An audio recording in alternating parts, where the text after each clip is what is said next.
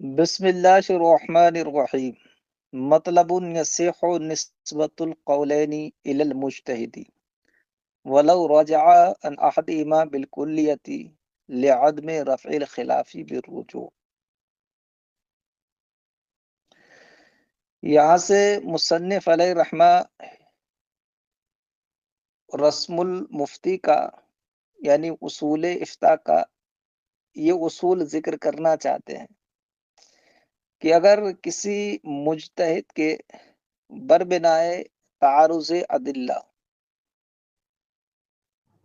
کسی مسئلے میں دو قول ہوں اور کوئی بھی قول اس مجتہد کے نزدیک راجح نہ ہو بلکہ اس کے رائے میں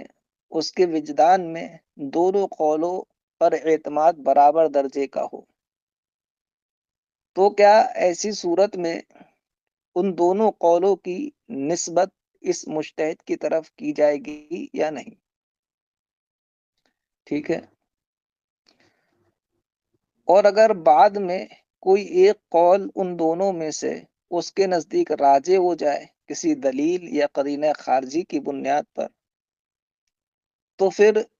جو قول راجح ہے اس کو مجتہد کی جانب کس طور پر منسوب کیا جائے گا، اور جو راجح نہیں ہے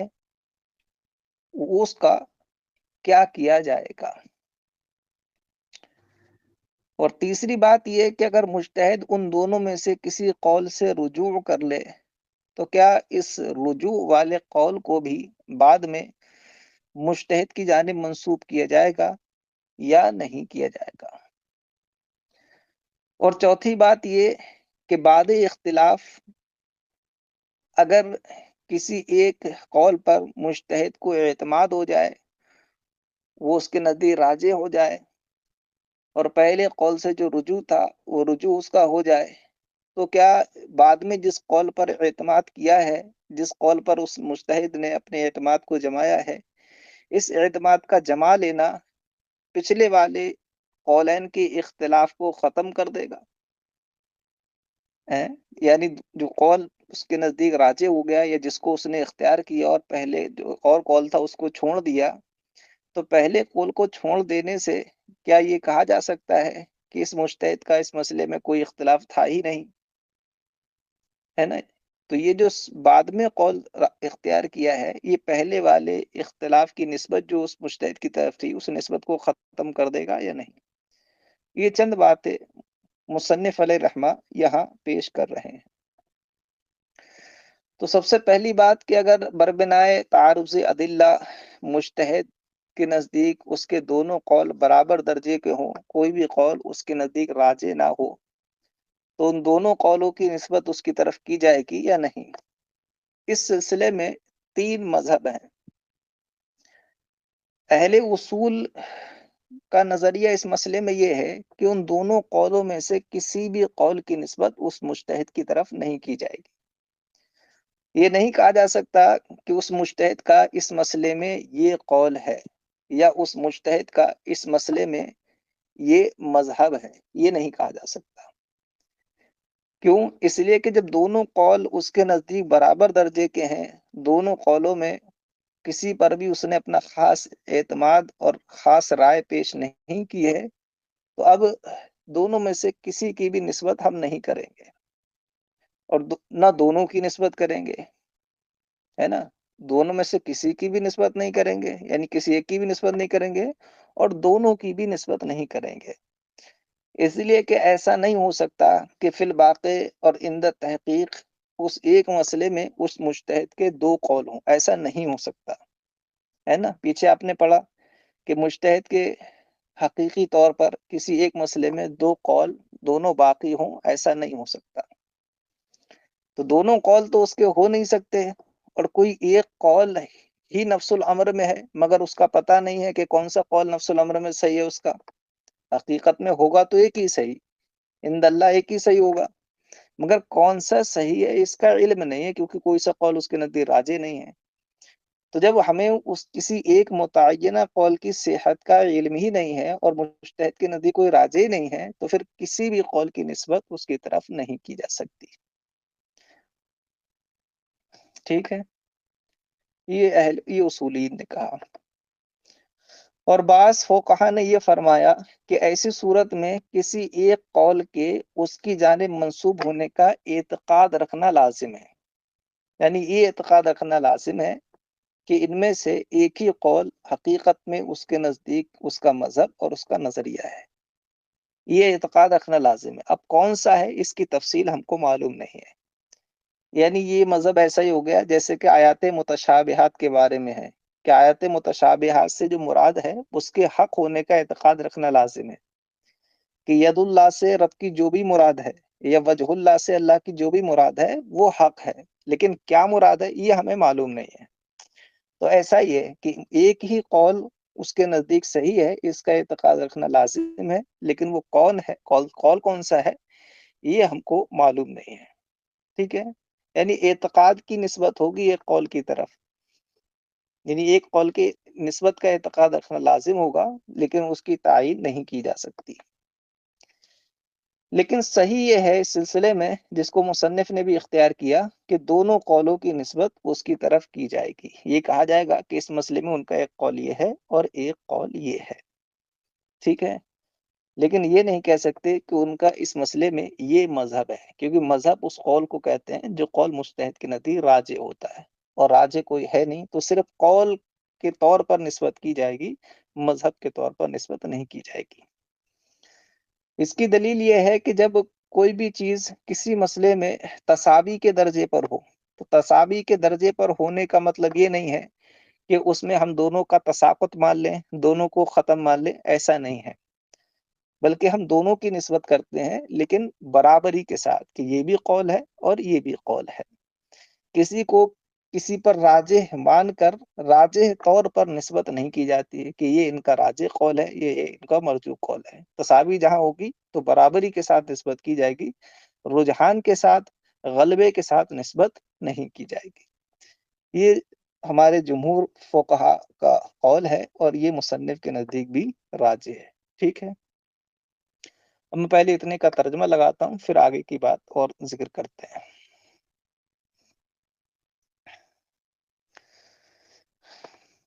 مطلب یصح نسبت القولین الی المجتہد ولو رجع عن احدہما بالکلیہ لعدم خلاف الرفع بالرجوع۔ دو قولوں کی نسبت مجتہد کے نزدیک صحیح ہے اگرچہ اس نے ایک سے بالکلیہ رجوع کر لیا ہو، کیونکہ رجوع سے اختلاف ختم نہیں ہوتا۔ وقد قدمنا عن الامام القرافی، ہم نے ماقبل میں امام قرافی کے حوالے سے ذکر کیا کہ انہ لا یحل الحکم والافتاء بغیر الراجح لمجتہد او مقلد، کہ غیر راجح یعنی مرجوح پر فتویٰ دینا اور حکم کرنا یہ حلال نہیں ہے، نہ مجتہد کے لیے اور نہ مقلد کے لیے۔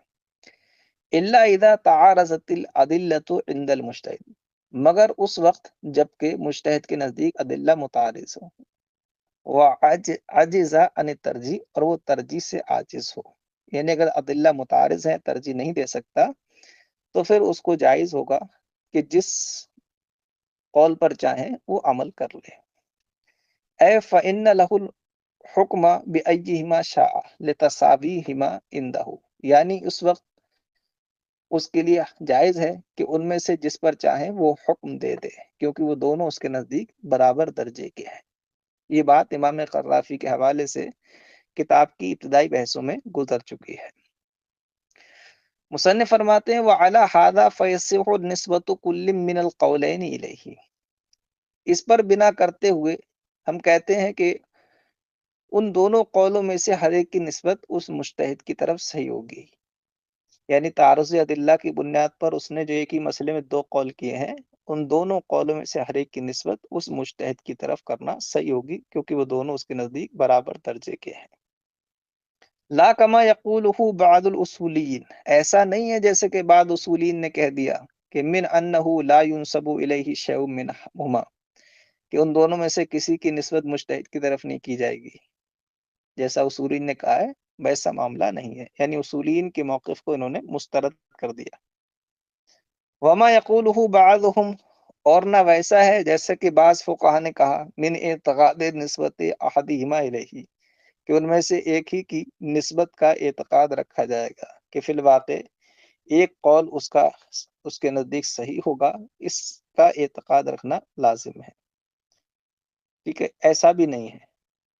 جیسے ان بعض فقہا نے کہا. ایسا کیوں نہیں ہے؟ کہہ رہا لأن رجوعہ عن الآخر غیر معین، اس لیے کہ دوسرے سے اس کا رجوع کرنا یہ متعین نہیں ہے. اذ الفرض تسابیہما فی رائے، کیونکہ یہاں فرض یہ کیا گیا ہے کہ وہ دونوں قول اس کی رائے میں برابر ہیں. یعنی ابھی تک بات اس مفروضے پر چل رہی ہے، یہ مان کر چل رہی ہے کہ دونوں قول اس کے نزدیک برابر درجے کے ہیں. جب دونوں قول برابر درجے کے ہیں تو پھر ایک قول کے صحیح ہونے کا اعتقاد ہم پر کیوں کر لازم ہوگا، ہے نا؟ ابھی تو ہم کوئی بھی اعتقاد نہیں رکھیں گے. اذ الفرض تسابیہما فی رائیہ وعدم ترجح احدہما علی الاخر، اس لیے کہ یہاں پر فرض یہ کیا گیا ہے، مانا یہ گیا ہے کہ دونوں قول متساوی ہیں اس کی رائے میں، اور ان میں سے کسی کو دوسرے پر ترجیح نہیں ہے، تو کسی ایک کے نسبت کا اعتقاد رکھنا بھی ہم پر لازم نہیں ہے. فرماتے ہیں ہاں، اگر کوئی ایک قول راجح ہو جائے دلیل سے اور دوسرے قول سے بھی رجوع نہ ہو. کئی بار ایسا ہوتا ہے کہ ایک قول راجح ہو گیا لیکن مجتہد نے دوسرے قول سے رجوع نہیں کیا ہے، یعنی اسے بالکلیت ترک نہیں کیا ہے.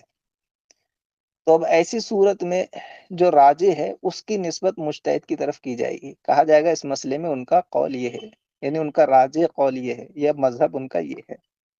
اور دوسرا قول جس سے رجوع نہیں کیا ہے، رجوع ثابت نہیں مجتہد کا، اسے ایک روایت بنا کر ذکر کیا جائے گا، اور ایک روایت ان سے اس مسئلے میں یہ ہے. اس طرح سے تعبیر کی جائے گی. ہاں، اگر دوسرے سے بالکلیہ رجوع کر لیں، اس کو بالکلیہ ترک کر دیں اور پورا اعتماد ایک ہی پر جما لیں، تو پھر اب جو جس سے رجوع کر لیا بالکلیہ، وہ ان کا قول نہیں رہے گا، ہے نا؟ ان کا قول کہہ کے اسے تعبیر نہیں کیا جائے گا، بلکہ اب قول صرف اور صرف قول راجح رہے گا، اور دوسرے کو ہم روایت بنا کر بھی پیش نہیں کریں گے. کیونکہ مرجوع کی روایت نہیں کی جاتی ہے، مرجوع کو بیان کیا جاتا ہے کہ یہ قول مرجوع ہے، اس قول سے رجوع کر لیا گیا ہے. اس کے بارے میں یہ کہا جاتا ہے،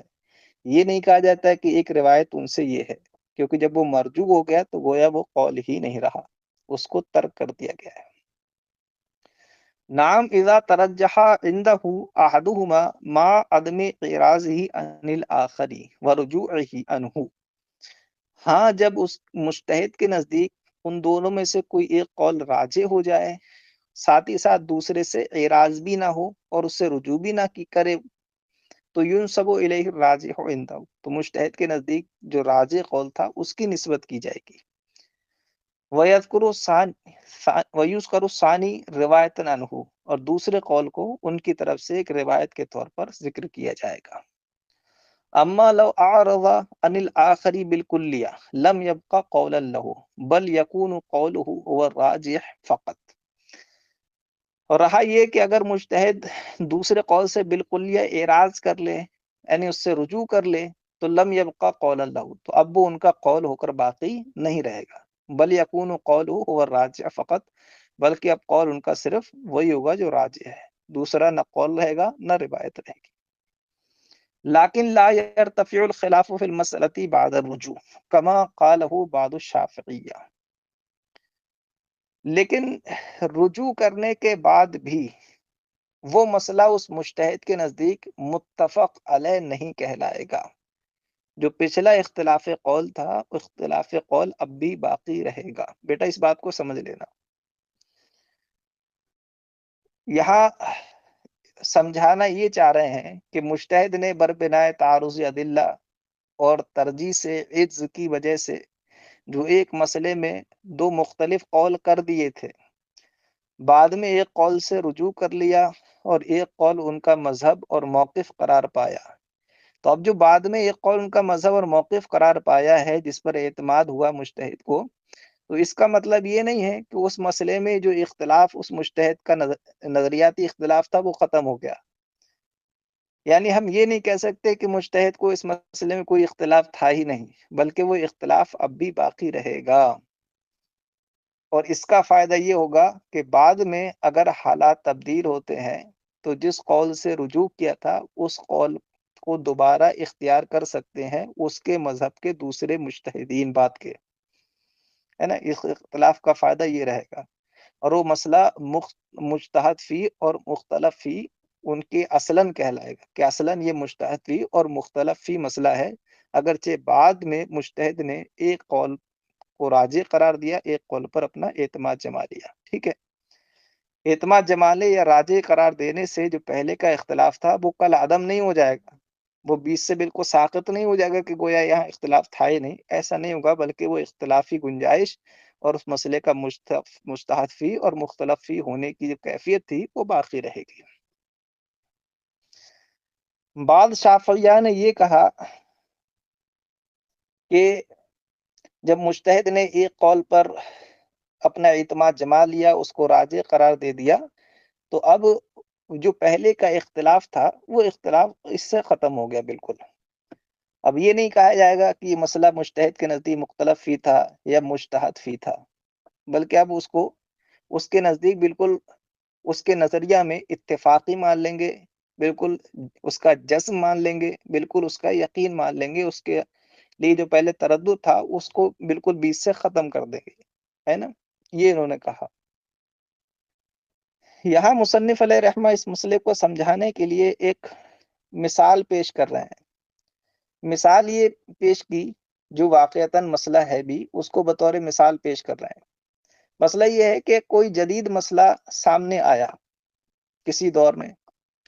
اس دور کے جو مجتہدین تھے انہوں نے اولاً اس مسئلے میں الگ الگ موقف اور نظریات اپنے پیش کیے، الگ الگ قول ان کے اس مسئلے میں سامنے آئے، لیکن بعد میں کسی ایک قول پر ان سب کا اتفاق ہو گیا۔ تو اب یہ جو اتفاق ہوا ہے بعد میں، یہ والا اتفاق جو پہلے جو اختلاف ہوا تھا ان کا اس مسئلے میں، اس اختلاف کو ختم کر دے گا یا ختم نہیں کر دے گا۔ اس سلسلے میں اصولیین کے دو قول ہیں۔ ایک قول یہ ہے کہ اتفاق لاحق اختلاف سابق کو ختم کر دیتا ہے، یعنی بعد میں جب اتفاق ہو گیا تو اب جو پہلے کا اختلاف تھا وہ ختم ہو گیا، اب اس کو اصلاً مختلف فی مسئلہ نہیں کہا جائے گا، اصلاً مجتہد فی مسئلہ نہیں کہا جائے گا، وہ مجمع علیہ مسئلہ ہو گیا، ٹھیک ہے۔ اور ایک قول یہ ہے کہ جو سابق کا اختلاف ہے، وہ سابق کا جو اتفاق ہے وہ اختلاف لاحق کو ختم نہیں کرے گا، یعنی بعد میں اتفاق اگر ہو بھی جائے تب بھی وہ مسئلہ اصلاً مختلف فی اور مجتہد فی رہے گا۔ اس کو ویسے اجماعی مسئلے کی طرح ہم نہیں لیں گے جیسے کہ ابتدا سے ہی جس پر اجماع ہو اس مسئلے کو لیتے ہیں۔ اس کا فائدہ یہ ہوگا کہ بعد میں جو اور مجتہدین آئیں گے تو وہ اس اختلاف کو دیکھ کر جو پہلے ہوا تھا، اس اختلاف کو دیکھ کر اس میں پھر اختلاف کر سکتے ہیں، اور بربنائے علت یا اسباب یا حالات زمانہ ان اختلافی قولوں میں سے کسی قول کو اختیار کر سکتے ہیں اس اتفاقی قول کے برخلاف ہو کر، اپنے حالات اور اپنے زمانے کے تغیرات کی وجہ سے، ٹھیک ہے۔ یہ دو قول ہیں اصولیین کے۔ ان میں جو راجح ہے مصنف علیہ الرحمہ کے نزدیک جو انہوں نے یہاں پیش کیا ہے، وہ یہی قول ہے کہ بعد کا جو اتفاق ہے وہ پہلے کے اختلاف کو ختم نہیں کرتا ہے، مسئلہ اصلاً مختلف فی اور مجتہد فی ہی رہتا ہے۔ تو جب اجماع کے سلسلے میں ایسا ہے کہ جہاں بعد میں تمام فقہا اجماع جو ہے ختم نہیں کر رہا ہے پہلے کے اختلاف کو، تو مجتہد کا اپنے ہی دو قولوں میں سے کسی ایک قول کو راجح قرار دینا، کہ ایک قول پر اعتماد جمیلا، دوسرے قول کو ترک کر دینا، رجوع کر لینا، تو یہ راجح اور اعتماد کا ظاہر کر دینا یہ کس طریقے سے اس مجتہد کے اختلاف قولین کو ختم کر دے گا۔ جیسے اجماع ختم نہیں کر رہا ہے ایسے یہ بھی ختم نہیں کرے گا، بلکہ وہ اس مجتہد کے نزدیک اصلاً مسئلہ مختلف فی رہے گا اور مجتہد فی ہوگا۔ اس کو سمجھ لینا ٹھیک سے۔ لیکن لا يرتفع الخلاف في المسألة بعد الرجوع، لیکن رجوع کے بعد بھی اس مسئلے میں جو اختلاف قولین تھا وہ بالکلیہ ختم نہیں ہوگا، کما قالہ بعض الشافعیہ، جیسے کہ بعض شافعیہ نے یہ کہا ہے کہ ختم ہو جائے گا۔ وعیدہ بعضهم، اور بعض حضرات نے اس موقف کی تائید اس سے پیش کی کہ بأن اہل عصر اذا اجمعوا علی قول بعد اختلافهم، کہ اہل زمانہ یعنی کسی زمانے کے مجتہدین جب اجماع اور اتفاق کر لیں کسی قول پر اختلاف کرنے کے بعد، یعنی پہلے اختلاف ہوا پھر کسی قول پر وہ سب جمع ہو جائیں، فقد حکل اصولیون قولین فی ارتفاع الخلاف سابق، تو اس صورت میں جو اختلاف سابق تھا اس کے ختم ہونے کے سلسلے میں اصولین نے دو قول ذکر کیے ہیں۔ ایک قول میں یہ ہے کہ اختلاف سابق کو ختم مان لیا جائے گا، اس کو کالعدم مان لیا جائے گا، اور ایک قول یہ ہے کہ جو بات کا اتفاق ہے وہ پچھلے اختلاف کو ختم نہیں کرے گا، وہ اختلاف رہے گا، مسئلہ مختلف فی کہلائے گا، مجتہد فی کہلائے گا۔ فقد حکل اصولیون قولین فی ارتفاع الخلاف السابق، تو اصولین نے اختلاف سابق کے ختم ہونے کے بارے میں دو قول بیان کیے ہیں۔ فما لم يبقى فی اجماع اولا، تو جس میں اجماع بھی نہ ہو، صرف مجتہدین نے ایک قول کو راجع کیا ہو، دوسرے قول سے رجوع کیا ہو، تو وہاں تو بدرجہ اولا جو پہلا اس کا اختلاف قولین تھا وہ ختم نہیں ہوگا۔ فما لم يقع فی اجماع اولا، تو جس میں اجماع نہ ہو وہ تو بدرجہ اولا باقی رہے گا۔